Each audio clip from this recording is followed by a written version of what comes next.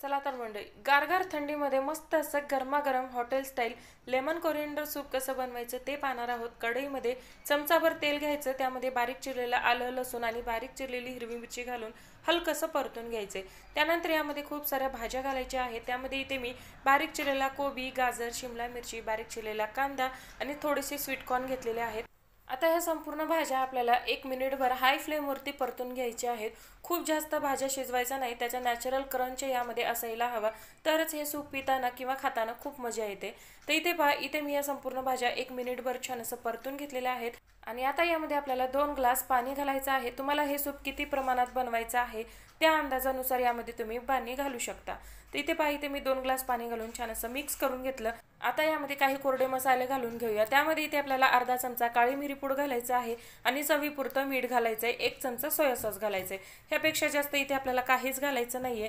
आणि आता याला आपल्याला छान अशी उकळी काढून घ्यायची आहे। तर या सूपला छान अशी उकळी आलेली आहे। उकळी आल्यानंतर एका वाटीमध्ये 1 चमचा कॉर्नफ्लॉवर घ्यायचंय आणि थोडंसं पाणी घालून या कॉर्नफ्लॉवरची स्लरी आपल्याला या सूपमध्ये ॲड करायची आहे आणि छान असं मिक्स करून घ्यायचंय। कॉर्नफ्लॉवरची स्लरी सूपमध्ये ॲड केल्याने सूपला छान असा थिकनेस येतो, दाटसरपणा येतो। याऐवजी तुम्ही इथे नाचणीचं पीठ किंवा बाजरीचं पीठ सुद्धा वापरू शकता। तर इथे मी कॉर्नफ्लॉवरची स्लरी घालून 1 ते 2 मिनिटे शिजवून घेतलं आणि इथे पाहिजे आपलं छान असं सूप तयार झालंय। सगळ्यात शेवटी यामध्ये आपल्याला भरपूर अशी बारीक चिरलेली कोथिंबीर घालायची आहे। लेमन कोरिएंडर सूप बनवते त्यासाठी कोथिंबीर इथे आपल्याला भरपूर प्रमाणात वापरायची आणि खूप बारीक चिरून घालायची आहे। तर इथे पहा, इथे आपलं छान असं सूप तयार झालं। गॅस बंद करायचा आणि गॅस बंद केल्यानंतर अर्ध्या लिंबाचा रस पिळायचा आहे।